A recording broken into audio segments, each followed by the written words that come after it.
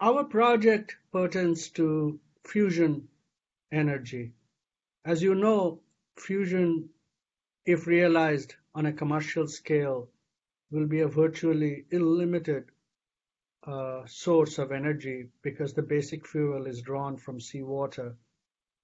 And the largest fusion reactor that is now in the process of being built is the ITER device in France, which is a multinational undertaking and will attempt to produce 10 times the power than it takes to get the device going.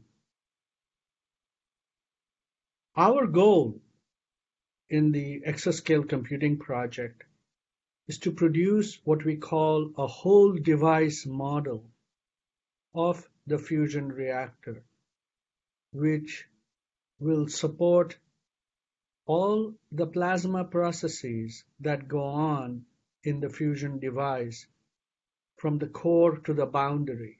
In past years, and more recently, we have run each of these codes separately on petascale computers like the Titan computer at Oak Ridge. This has been a very productive experience for each of these codes, and we have used these codes to the utmost of their capabilities in petascale plasmas. But we have fallen short because even with a machine as powerful as Titan and Oak Ridge, it is not possible to do the whole Tokamak fusion reactor. For a plasma of the size of ITER, within reasonable time constraints of the petascale computer, a pre-exascale computer such as Summit takes us much further, within a factor of 5 of Aurora, which is the exascale computer we expect to have in Argonne in a couple of years, and already the fruits of our effort are paying off.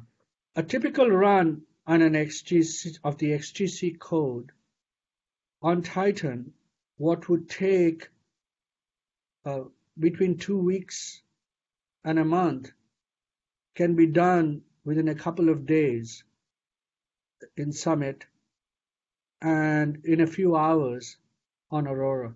When we have access to an exascale computer, the impact on our field of fusion simulation will be transformational. There are things that we could not even dream of attempting, even in the era of the petascale, that now becomes a reality.